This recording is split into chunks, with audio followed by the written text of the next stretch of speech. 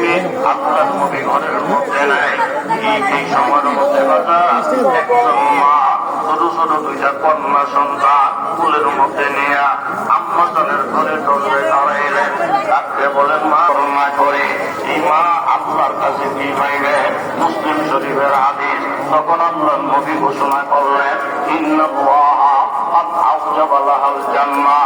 আয়েশা তুমি সাক্ষী হয়ে যাও, মা নিজেরা খেয়ে সন্তানকে খাওয়ায়, এই সন্তান যদি মা গরুদি না হয়, বাবার গরুদি না হয়, মায়ের এই ভালোবাসার কারণে, এই অবদানের কারণে আমার আল্লাহ তাআলা প্রত্যেকটা মায়ের জন্য জান্নাত ওয়াজিব করিয়া দিবে। তিরমিজি শরীফের হাদিস, আল্লাহর নবী হাদিস শরীফের মধ্যে ইরশাদ ফরমান এই ব্যক্তির দুইজন অথবা তিনজন কন্যা সন্তান আছে, ছেলে সন্তান নাই।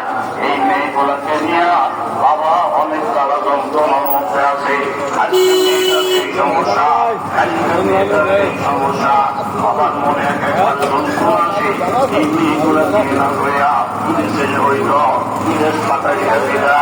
আমার প্রতিবেশী বহু ছেলেরা বিদেশ দিয়ে লক্ষ লক্ষ টাকা কামাই করে।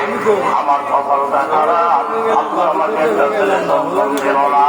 বরং সে আব্দুল রঙিন কম তোমাদের কাছে কি নবী রাসূল আসে নাই, আলিম ওলামা আসে নাই?